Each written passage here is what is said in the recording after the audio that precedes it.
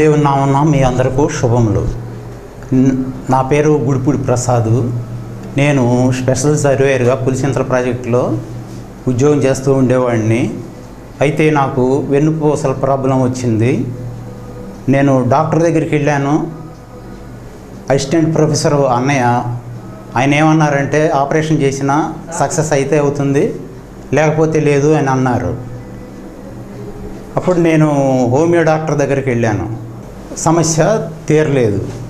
అయితే నేను ఆయుర్వేద డాక్టర్ దగ్గరికి వెళ్ళాను. వాళ్ళు కూడా ఎంతో కొంత డబ్బు సాధ్యమైనంత వరకు తీసుకోవటం తప్ప నాకు ఎటువంటి అనారోగ్యం పోలేదు.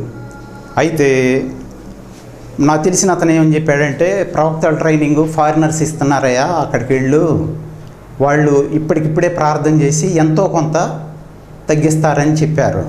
అప్పుడు నేను ఆ ప్రవక్తల ట్రైనింగ్కి వెళ్ళటానికి కనీసం కూర్చోలేని పరిస్థితి, నుంచోలేని పరిస్థితి, నడవలేని పరిస్థితి. ఎలాగోలా అక్కడికి చేరాను. అక్కడికి వెళ్ళిన తర్వాత వారికి చెప్పాను, అయ్యా నా పరిస్థితి ఇదని. అంటే వాళ్ళు ఒక నిమిషం ప్రార్థన చేసి నా వెన్నుపూసల పైన సిలువ వేయగా అప్పటికప్పుడే కొంత తగ్గింది. ఇకప్పుడు వాళ్ళు ఏం చేశారంటే, నేను కూర్చుని ఇక క్లాస్ బిగిన్ చేశారు. వాళ్ళు నీ పూర్ణ హృదయంతో, పూర్ణ ఆత్మతో, పూర్ణ మనసుతో ప్రార్థన చేయటం ఎలాగో చెప్పారు. యేసుప్రభు వారి ఫోటో మీరు చూసే ఉంటారు. యేసుప్రభు వారి ఫోటోలో ఆయన హృదయం ఇక్కడ ఉంటుంది. యాక్చువల్గా మనకి హృదయం అనేది ఇక్కడ ఉండాలి. అయితే దీని అర్థం ఏంటంటే, క్రీస్తు ప్రభు వారి గుమ్మం ఇక్కడ ఉన్నట్టు. ఈ గుమ్మం తెరవబడినప్పుడు మాత్రమే నీకు ప్రేమ, కరుణ, దయ, జాలి అనేవి పెరుగుతాయి. వాటి వల్లే నీకు అపరిమితమైన మహిమ ఆ దేవుని నుంచి మనకి వస్తుంది. పూర్ణ హృదయం అయిపోయిన తర్వాత పూర్ణ మనస్సు అన్నారు. పూర్ణ మనస్సు అన్నప్పుడు మనసు కేంద్రం ఇక్కడ, తండ్రి గుమ్మము, ఇక్కడ దేవుని ప్రేమ మనకి ఇక్కడ వస్తుంది. మీరు యేసు ప్రభు వారి ఫోటో చిన్నప్పుడు చూసినట్లయితే వెలుగు ఒకటి వస్తున్నట్లుగా మనకి కనిపిస్తుంది. అది మనకి వస్తుందా లేదా అన్నది ఇక్కడ పాయింట్. నేను ప్రవక్తల క్లాసులకు వెళ్ళినప్పుడు వాళ్ళు చెప్పి రుజువు చేయిస్తారు. ఈ బైబిల్ని సైంటిఫిక్గా రుజువు చేయటం ఈ యొక్క ప్రవక్తల ట్రైనింగ్లో గొప్పదనం. ప్రతి మాటని వాళ్ళు సైంటిఫిక్గా రుజువు చేస్తారు. పూర్ణ మనస్సు అయిపోయిన తర్వాత పూర్ణ ఆత్మ అంటే మన శరీరం మొత్తం మీద ధ్యాస పెడతాం. ఇలా ధ్యాస పెట్టేసి ప్రార్థన చేసినప్పుడు విపరీతంగా మహిమ మనకి వస్తుంది. వాళ్ళు ఏం చేశారంటే, బైబిల్ని తీసి దీన్ని సైంటిఫిక్గా ఎలా నిరూపిస్తారో మనకి చెప్తారు. సంఖ్యాకాండం 11వ అధ్యాయము 29వ వచనం. ఇక్కడ ఏముంటుందంటే, మన పితరులైన మోషే గారు ఏమంటాడంటే, మీకు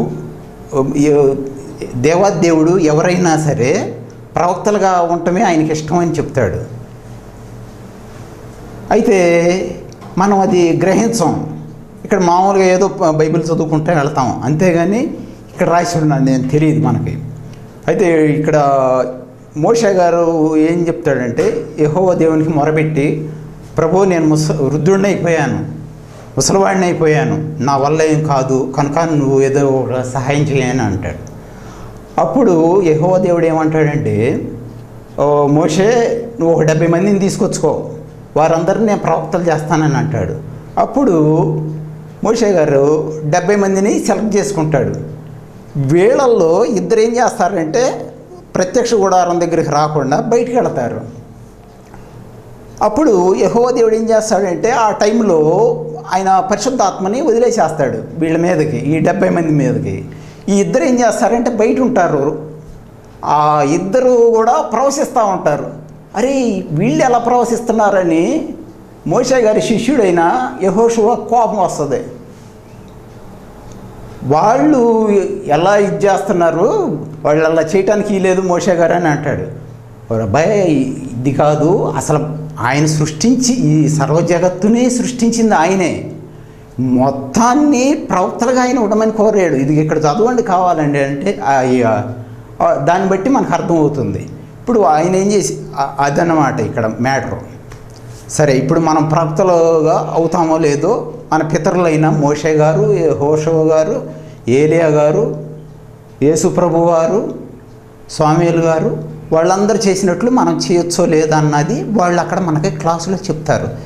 ఎలా చెప్తారో మీకు ఇప్పుడు చూపిస్తాను.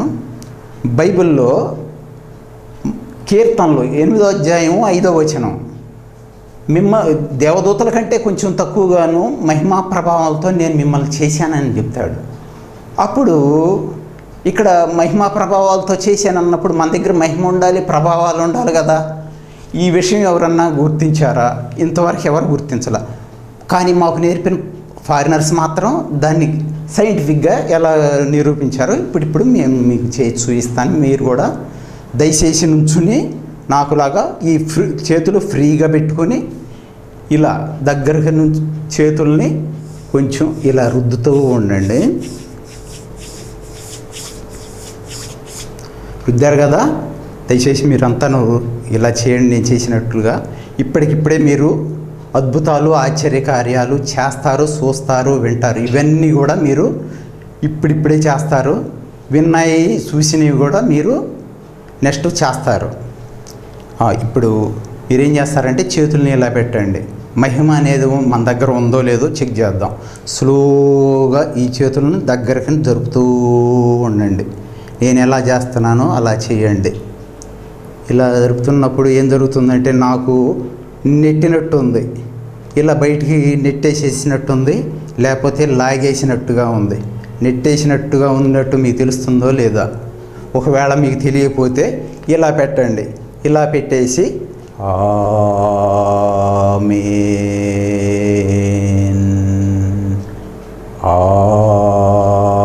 ఆమేన్. మీరు నా వంక చూడటం కాదు, ఇక్కడ చేతుల్లో ఏం జరుగుతుందో అబ్జర్వ్ చేస్తూ 3 సార్లు ఆమేన్ ఇలా అన్నప్పుడు ఈ చేతులు బయటికి నెట్టబడతాయి. ఒకవేళ మీకు తెలియపోయిన సెన్స్, మీరు కొంచెం సుత్తి పనులు కానీ బలమైన చేతి పనులు చేసినప్పుడు మీకు కొంచెం సెన్స్ తెలియదు. మీరు మా దగ్గరకు వచ్చినప్పుడు మీరు ఎటువంటి వ్యాధినైనా కేవలం 1 నిమిషంలో చేస్తారు. ఎందుకంటే ఆయన మహిమా ప్రభావాలతో మనల్ని సృష్టించాడు కనుక. ప్రభావం అన్నప్పుడు యేసు ప్రభు వారిని ఒక స్త్రీ, రక్తస్రావం కలిగిన స్త్రీ ఏం చేస్తుందంటే తాగుతుంది. తాకంగానే ఆమె ఏం చేస్తుందంటే యేసుప్రభు వారి నుంచి గుడ్డి విశ్వాసం లేకపోతే బలమైన విశ్వాసంతో ఆ యొక్క మహిమని లాక్కోవటం వల్ల ఆవిడ స్వస్థపడింది. అదే విధమైన విశ్వాసం మీకు కలిగి ఉంటే మీరు కూడా ఎటువంటి వ్యాధినైనా కేవలం క్షణంలోనే పోతుంది. ఇప్పుడు మీరు ఈ డివిడీలో క్యాన్సర్ తగ్గిన అమ్మాయి చూశారు కదా, సొప్పర సంతోషం ఎల్లమాడు. ఆవిడకి స్వస్థత ప్రార్థన చేయమని యెహోవా దేవుడు నాకు సెలవిస్తూ ఉంటే నేను వెళ్ళలేదు 6 నెలల పాటు. ఆవిడికి దగ్గరికి ఇప్పుడుకి 3 సంవత్సరాల క్రితం వెళ్ళాను. అప్పుడు నేను ఆవిడికి ప్రార్థన చేయగా ఒక తెల్లటి వెలుగు 4 రోజులు నేను ప్రార్థన 1 నిమిషం మాత్రమే చేశాను. ఆ తర్వాత 4వ రోజుని ఆమెను వచ్చి ఒక తెల్లటి వెలుగు ఆమెను గర్భం దగ్గర తాకింది. ఆ తాకిన వెంటనే ఆ క్యాన్సర్ వ్యాధి పోయింది. అదేవిధంగా మిగతా వాళ్ళంతా పాస్టర్లు, ఈ డివిడీలో ఉన్న వాళ్ళంతా వారి యొక్క సాక్ష్యాలు మీరు వింటే మీకు ఎలా చేయవచ్చో కూడా మీకు తెలుస్తుంది. ప్రకటన గ్రంథము 21వ అధ్యాయం. నీవు పెండ్లి కుమార్తె వలె తయారైతే ఆ పరలోక పట్టణంలోని 12 గుమ్మాలను చూడగలవు. ఇక్కడ బైబిల్లో ఈ విధంగా రాసి ఉందంటే పరలోక పట్టణంలో 12 గుమ్మాల సంగతి తర్వాత చూద్దాం. యెరూషలేం దేవాలయంలో 12 గుమ్మాలు ఉన్నాయి. మన శరీరంలో 12 గుమ్మాలు ఉన్నాయి. ఇప్పటికిప్పుడు మీరు మీ 12 గుమ్మాల్లో క్రీస్తు గుమ్మాన్ని మీరు ఇప్పుడు తాగుతారు. ఎలా తాగుతారో చూద్దాం. ఇప్పుడు ఇందాక ఇలా పెడితే మనకు గట్టిగా ఏదో తగిలింది కదా, 1 నిమిషం చిన్న ప్రార్థన చేయండి. ప్రభువా, పరలోకమందున మా తండ్రి, క్రీస్తు గుమ్మాన్ని మేము తాకాలని ఈ క్షణం అనుకుంటున్నాము. మా యందు దయ ఉంచి ఆ యొక్క గుమ్మాన్ని మేము తాకుటకు అనుమతినివ్వండి తండ్రి, ఆమేన్. ఇలా పెట్టండి మీరు చేతుల్ని. ఇలా పెట్టినప్పుడు ఇక్కడ మీకు ఏదో గట్టిగా తగులుతూ ఉంటుంది. ఈ గుమ్మం ఎలా ఉంటుందంటే ఒక పువ్వులాగా ఉంటుంది. దీనిలో రేకులు ఉంటాయి. ఆ రేకులు వాటి గురించి మీకు తర్వాత క్లాసులో నేర్పుతాము. ఇప్పుడు అర్థమైందనుకుంటా. మీరు స్లోగా చేసినప్పుడు మాత్రమే ఇలా తెలుస్తుంది. ఈ 12వ క్రీస్తు గుమ్మం. అదే మిగతా గుమ్మాల గురించి, గుమ్మాలలో మన యొక్క జీవిత రహస్యాలు మొత్తం దానిలో దాగి ఉంటాయి.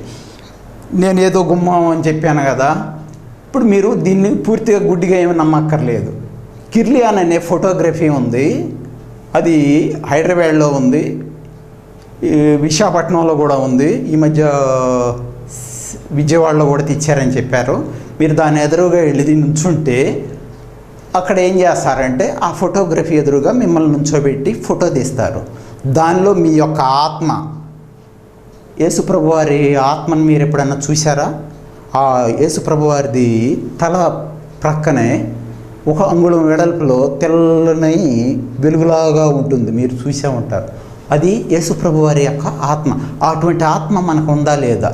ఈ దేవుడు మనకి ఇచ్చాడా లేదా?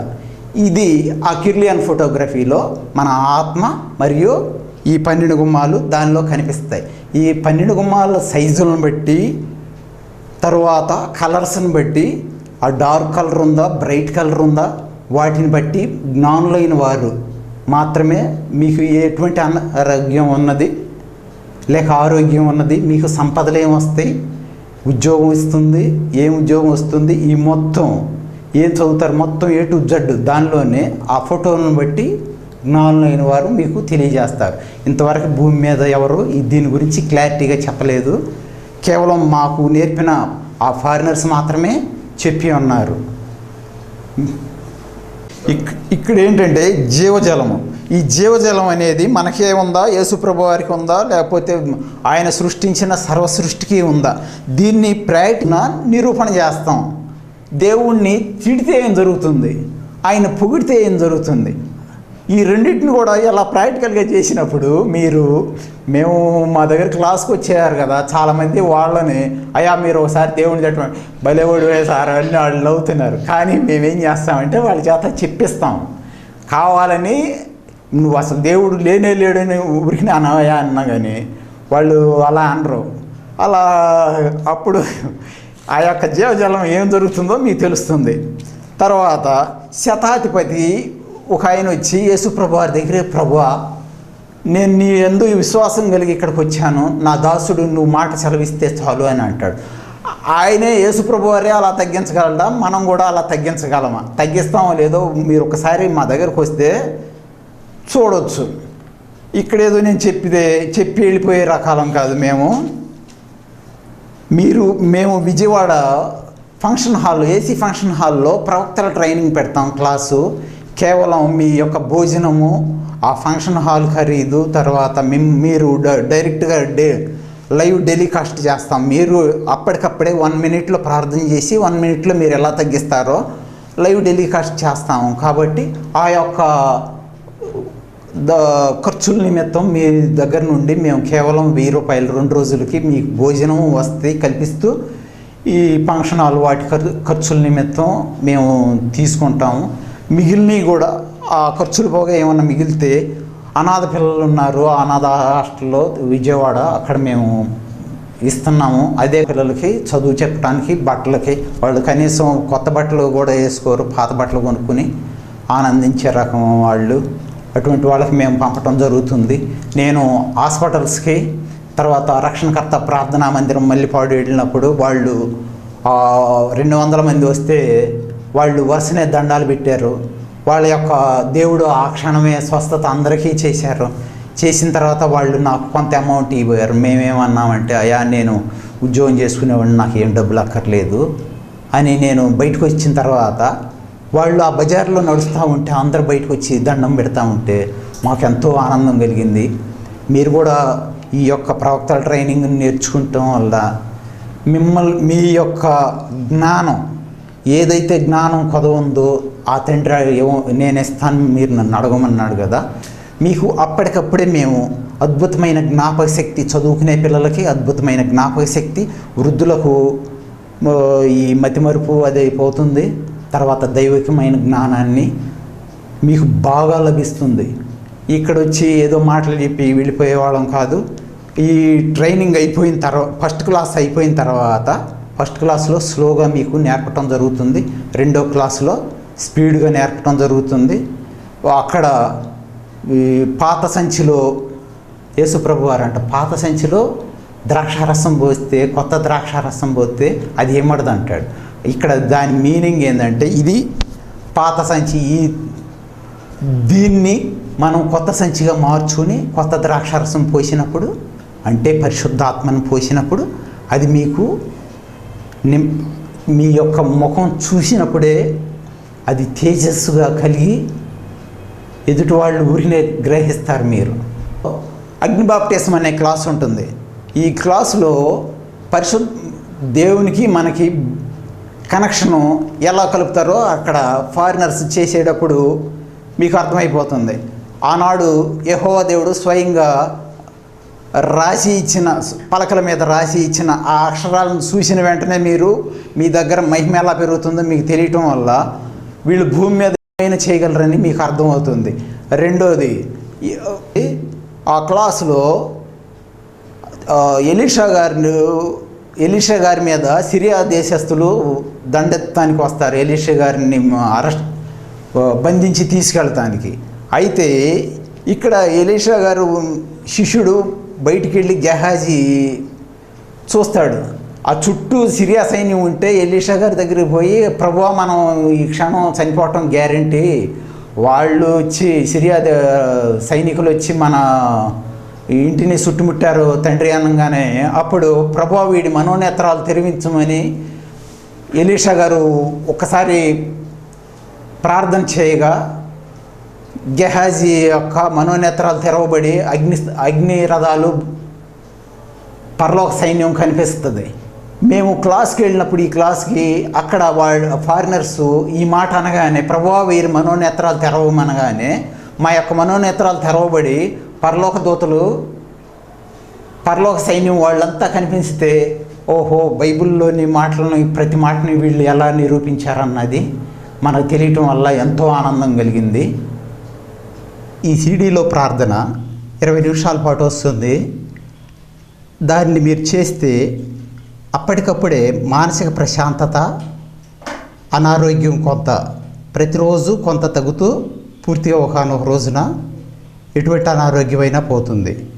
ముందు గ్యాస్ పోతుంది, ఆ తర్వాత బీపీ పోతుంది, ఆ తర్వాత షుగర్ పోతుంది. ఇలా అన్ని స్టేజ్ మీద కూర్చుని ఉంటాడు, ఆయన కళ్ళు మూసుకుని ఉంటాడు. మీరు నేర్చుకునే వాళ్ళు ఎన్ని వేల మంది వచ్చినా సరే మీ ఇష్టం వచ్చిన పేజీ తీసుకొనవచ్చు. ఆ పేజీలో ఏముంది మొదటి నుంచి చివరి వరకు ఆయన కళ్ళు మూసుకుని చదువుతాడు. ఇటువంటి అద్భుతం కేవలం మన తెనాలికి చెందిన ఆ ప్రవక్త మాత్రమే చేయగలరు. ఈ అవకాశాన్ని మీరు సద్వినియోగం చేసుకోండి. తర్వాత మీరు మీ దగ్గర ఉన్న మహిమ ఎంతో ప్రభావం ఎంతో తెలియటం వల్ల మీరు ఈ భూమి మీద ఏమైనా చేయగలరనే గట్టి విశ్వాసం